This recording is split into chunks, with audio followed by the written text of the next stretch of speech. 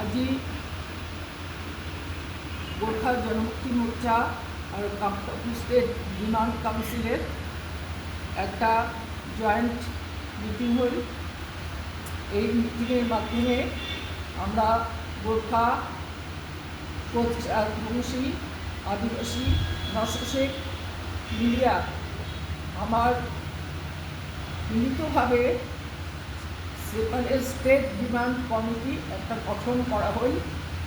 এই separate state demand কমিটির মূল লক্ষ্য কলকাতা কেন্দ্রিক যে সরকার আছে, এই কলকাতা থেকে নর্থ বেঙ্গলক সম্পূর্ণ আলাদা করিয়া আলাদা স্টেট গঠনের জন্য আমার জয়েন্ট আন্দোলন চলবে।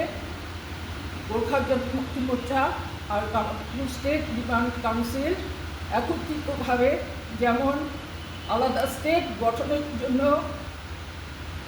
আন্দোলন করবে, তেমনি যে 2026 যে বিধানসভা নির্বাচন, এই বিধানসভা নির্বাচনে এই separate state demand committee jointly এইসব বিধানসভা নির্বাচনে লড়বে। আমার যে গোর্খা, আদিবাসী, নশোশেখ আর আমার কোচ রাজবংশী যে শোষিত বঞ্চিত, আমার আইডেন্টিটির সমস্যা,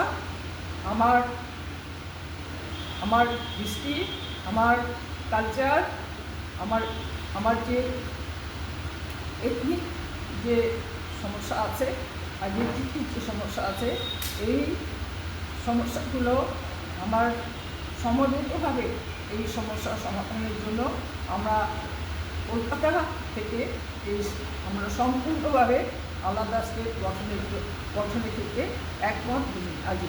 সেপারেট স্টেট ডিমান্ড কমিটি যে পিস টকের মাধ্যমে আমার যে দাবি রাজ্য ভাষা এসটিকরণ, এই দাবিগুলো পূরণের সাথে সাথে আমার আইকনিক বিদ্যার কামতারত্ন জীবন সিংহ ডাঙ্গরিয়া যাতে মূল স্রোতে ফিরে এসে জনগণের সামনে ওপেন হওয়া পারে, তার জন্য আমার জয়ন্তী আন্দোলন করলাম।